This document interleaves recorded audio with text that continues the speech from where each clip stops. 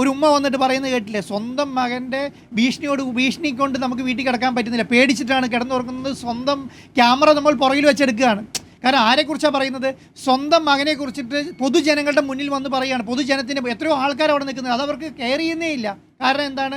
അവർക്കൊരു ധൈര്യം കിട്ടിയിരിക്കുന്നത് എവിടുന്ന്? ആ ധൈര്യം എവിടുന്നാണ് വന്നത്? ആ ധൈര്യം റിപ്പോർട്ടർ ടിവിക്ക് കൊടുക്കാൻ കഴിഞ്ഞു എന്നുള്ളതാണ് ഏറ്റവും പ്രധാനപ്പെട്ട കാര്യം. രണ്ടാമത്, നമ്മൾ കുന്നമംഗലം എത്തിയപ്പോഴത്തേക്ക് എവിടുന്നാണ് വരുന്നത്? മലപ്പുറത്തിൻ്റെ നമ്മൾ കടന്നുപോയി എടവണ്ണപ്പാറയിൽ നിന്ന് മുക്കത്തേക്ക് നമ്മൾ കടന്നുപോയ സ്ഥലത്ത് നിന്ന് വണ്ടി വിളിച്ച് നമ്മളെത്തിയ സ്ഥലത്തേക്ക് വന്ന് പൊട്ടിക്കരഞ്ഞ് തളർന്നു വീണു ആ അമ്മ.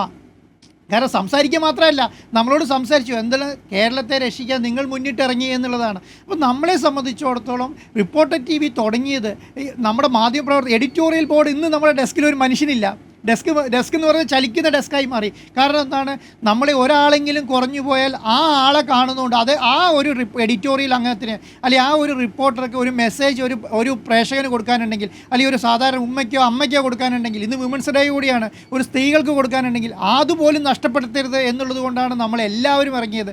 നമ്മളെക്കൊണ്ട് ചെയ്യാൻ പറ്റുന്നത് മുഴുവൻ നമ്മൾ ചെയ്യുക എന്നുള്ളതാണ്.